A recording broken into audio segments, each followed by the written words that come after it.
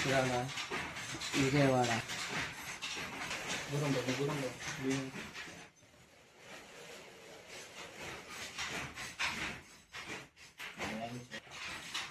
ఎక్కువ లోపలికి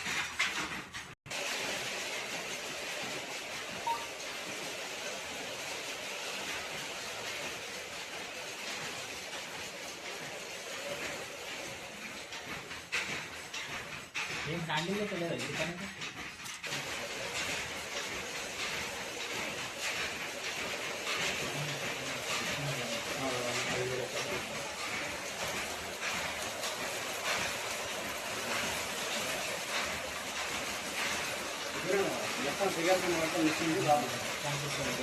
ఒక బాగా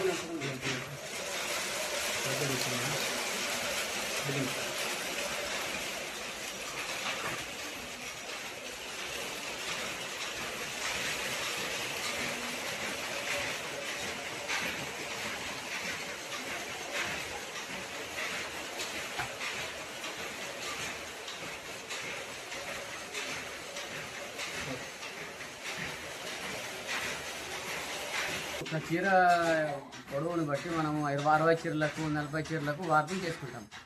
60 చీరలకు ఎంత కావాలో అంత క్వాంటిటీ ప్రకారం యాన్ చేసుకోవాలి.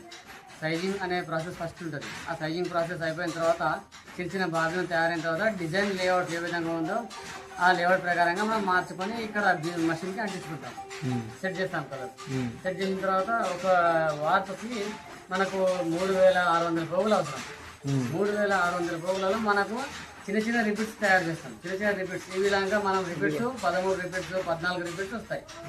ఈ 14-13 రిపీట్స్ లో సరిపోతుందా లేదా చూసుకొని ఆ విధంగానే మనం వార్పింగ్ చేసుకోవాలి. అంటే మనకు చీర వెడల్పు 46 ఇంచులు రావాలి. దాని ప్రకారంగా మనకు 46 ఇంచులకి ఎన్ని పోగులు కావాలి, ఆ అన్ని పోగులకు ఒక్కొక్క రిపీట్స్ ఎన్ని ఉన్నాయి ఆ డివైడెడ్ చేసుకొని అన్ని రిపీట్స్ తిప్పిన తర్వాతనే అది లూమ్ పైనకి వెళ్ళిన తర్వాత చీర తయారవుతుంది. ఫస్ట్ దానికి ఆ ప్రాసెస్ చేయడానికి మనకు 4-5 రోజులు పడుతుంది. ఆ ప్రాసెస్ తర్వాత బార్బింగ్ తయారు చేయడానికి 3 రోజులు పడుతుంది. ఈ వార్పింగ్ చేయడానికి మళ్ళీ ఒక 2 డేస్ తయారవుతుంది. 2 డేస్. ఇవి ఎన్ని ఉంటాయి? బార్బిన్లు ఎన్ని ఉంటాయి? ఇవి బార్బిన్లు 240 నుంచి 360 వరకు ఉంటాయి. ఇవి అంటే డిజైన్ని బట్టి మన పొడవుని బట్టి ఉంటాయి. 60 చీరలకు కొన్ని బార్బిన్లు తక్కువ ఉంటాయి, 40 చీరలకు ఇంకా బార్బిన్లు తక్కువ ఉంటాయి, 20 చీరలకు ఇంకా తక్కువ ఉంటాయి, 70 చీరలకు మళ్ళీ బాబీలు పెరుగుతాయి. ఇప్పుడు ఇది భీమ్ కదా, ఇది ఒక భీమ్లో ఎన్ని చీరలు వస్తాయి? ఇప్పుడు మీరు ప్రకారం 20 చీరలు వస్తాయా? 20 వస్తాయి. ప్రతి వార్పుకి 20 చీరలు వస్తాయి. మనము మటుకు 30 చీరల వార్పులు చేస్తాం.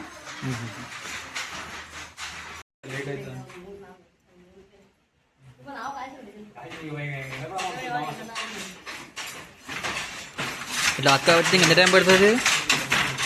ఇది 3 రోజులు పడుతుంది సార్. నాకు 350 ఇస్తాం.